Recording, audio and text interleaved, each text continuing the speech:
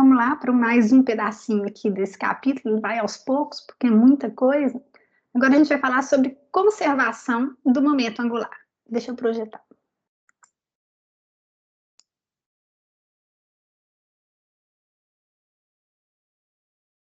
Bom, a gente viu que o somatório de torques é dado por dLdt. Então, onde é que você conserva o momento angular? Você vai conservar o momento angular quando o somatório de torques for zero. Se o somatório de torques for zero, L vai ser constante, dLdt vai ser zero, então L vai ser constante. E aí você conserva o momento angular. Então, se o somatório de torques for zero ao longo do eixo Z, você conserva o momento angular ao longo de Z. Se o somatório de torques for zero ao longo de X, você conserva o momento angular ao longo de X. Se o somatório de torques for zero ao longo de Y, você conserva o momento angular ao longo de Y, porque isso aí é tudo vetor, né? Então, um exemplo típico de conservação do momento angular e os efeitos que isso gera é da bailarina. Imagina que você tem uma bailarina, né, inicialmente girando com velocidade angular ômega, né, em torno do eixo de rotação dela aqui, ó, com os braços abertos e a perna aberta também, uma perna esticada. A bailarina, nessa configuração, vai ter um certo momento de inércia que eu vou chamar de I0.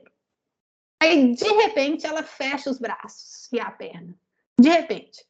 Aí, o que vai acontecer? Ela vai trazer os braços para próximo do eixo de rotação, vai trazer a perna para próximo do eixo de rotação. O que ela fez ao fechar os braços e a perna?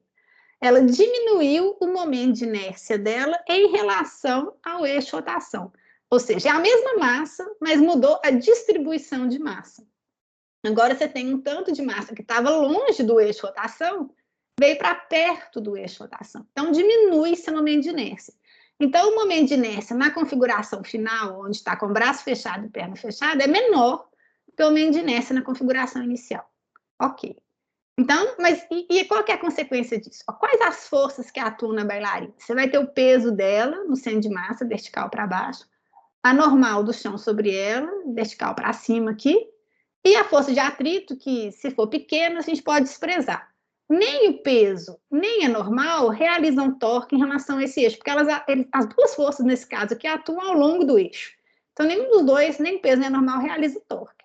Então, você tem somatório de torque igual a zero se você puder desprezar a força de atrito, torque da força de atrito, e o torque da força de atrito.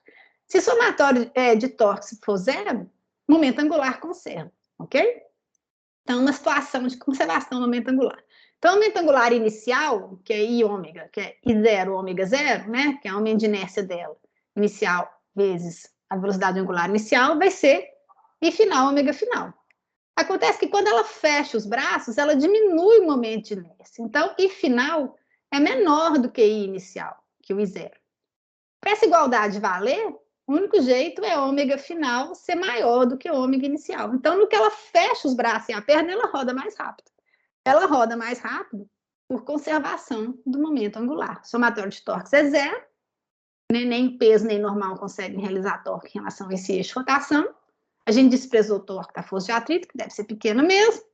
Então, você tem conservação do momento angular e inicial, ômega inicial, e final, ômega final. Juntando os braços e as pernas, você diminui o momento de inércia, porque a massa agora fica mais próxima do eixo de rotação, e, consequentemente, se aumenta a velocidade de rotação. Então, ela gira muito mais rápido também. Ok? Bom, uma outra consequência muito interessante da conservação do momento angular, a gente vê em formação de estrela e planeta.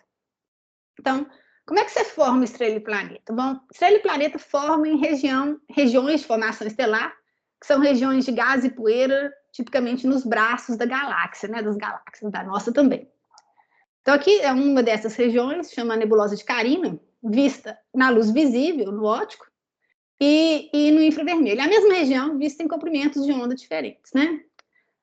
Você vê que no visível a gente não vê através da nuvem. Por quê? Porque o tamanho típico da poeira do meio interestelar é parecido com o comprimento de onda da luz visível. Então, a luz visível ela é muito absorvida e muito espalhada por essa poeira. Então, a estrela que está ali no meio desse gás e poeira, ela emite em todos os comprimentos de onda, mas emite no visível também, mas a luz visível não consegue escapar, porque ela é absorvida e espalhada pela poeira típica aí dessas nuvens moleculares gigantes. Se você vai para o infravermelho, a poeira é a mesma, mas o comprimento de onda é muito maior. Então, a luz emitida pela estrela no infravermelho, ela passa pela poeira como se a poeira não existisse. Ela nem vê a poeira.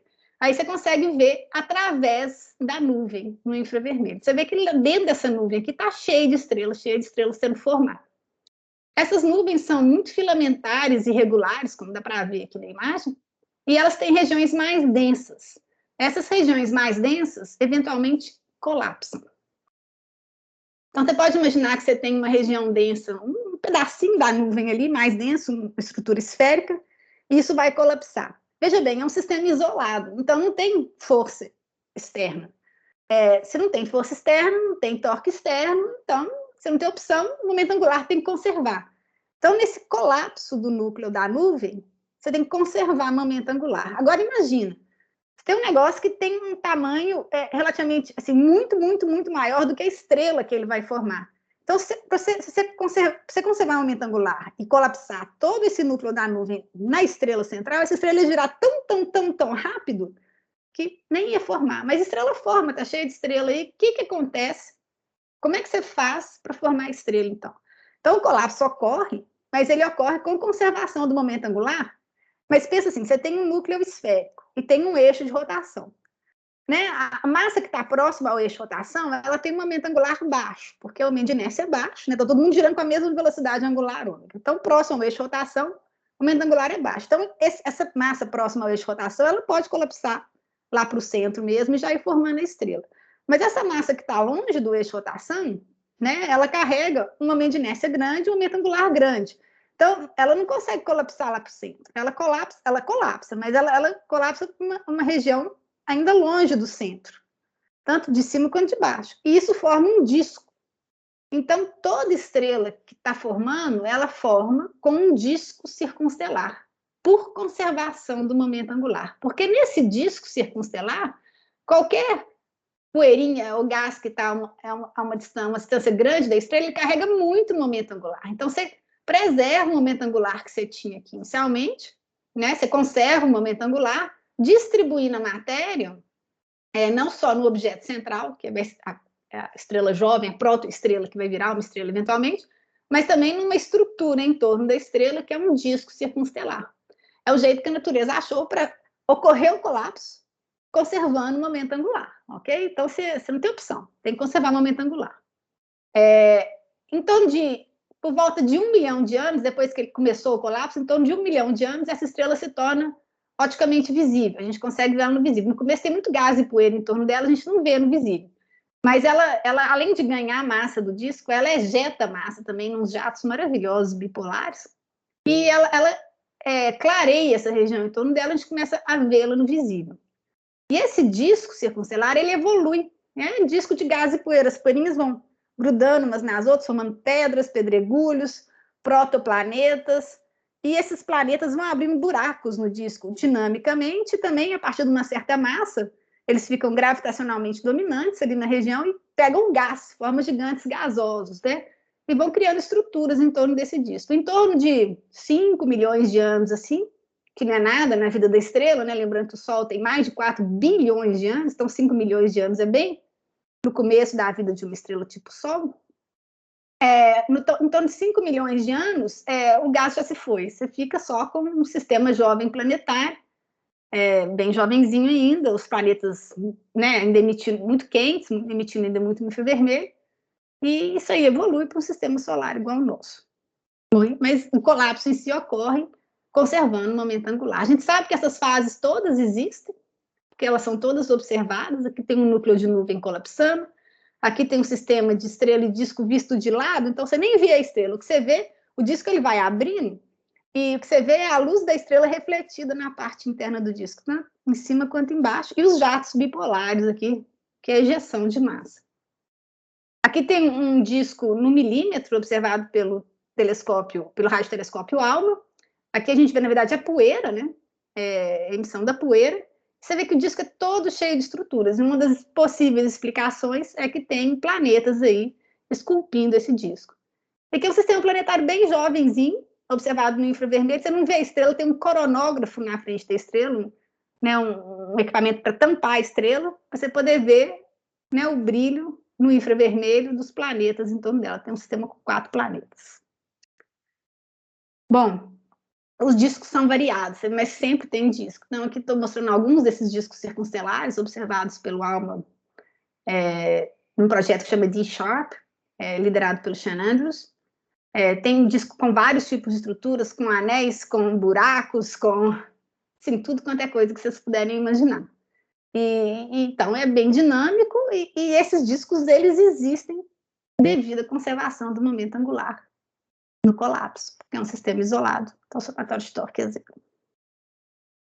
Mês passado, num desses discos, né, numa estrela que chama PDS 70, um desses discos típicos lá, tem 2 planetas aqui dentro. Foram detectados 2 planetas. Um deles é esse aqui, PDS 70C, aqui tem um zoom.